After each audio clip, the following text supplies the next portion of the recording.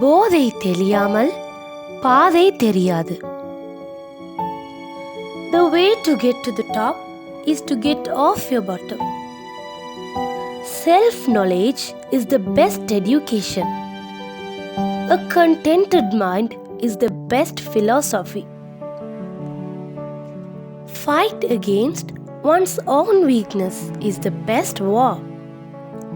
Extracting sunshine from a cloudy day is the best science. Flashing a ray of sunshine into a gloomy heart is the best telegraphy. வாழ்வில் உயர்ந்த இலட்சியங்களை அடைய வேண்டுமாயின் அர்த்தமற்ற சடங்கு சம்பிரதாயம் முதலான கால்விலங்குகளை அறுத்தெறிந்து தனக்கு இசைவான சுற்றுச்சூழலை உருவாக்கிக் கொள்ள வேண்டும். குடிபோதையில் இருந்த 3 நண்பர்கள் இரவு வேளையில் ஒரு ஆற்றை கடப்பதற்காக தோணிக்காரனை தேடினார்கள்.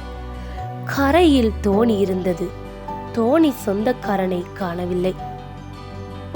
தோணிக்காரன் இல்லாவிட்டால் பரவாயில்லை, தோணிதான் இருக்கிறதே, நாமே செலுத்திக் கொண்டு போய் அக்கறைக்கு சென்று விடலாம் என்று தீர்மானித்த மூவரும் தோணியில் ஏறி அதை செலுத்தத் தொடங்கினர்.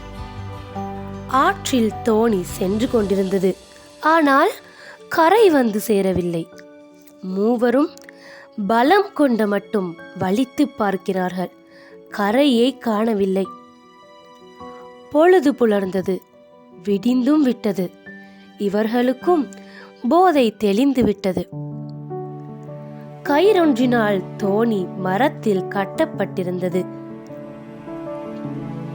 தோணி கட்டப்பட்டிருந்த கயிற்றை அவிழ்க்காமல் தோணியை செலுத்திய முட்டாள்தனத்தை அப்போதுதான் கண்டு கொண்டார்கள்.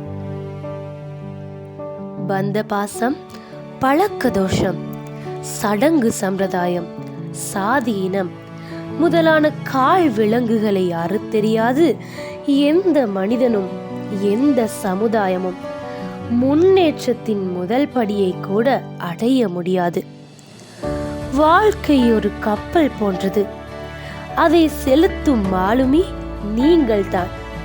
இலக்கு இல்லாமல் செலுத்தினால் வாழ்க்கையை கோட்டை விட்டு விடுவீர்கள்.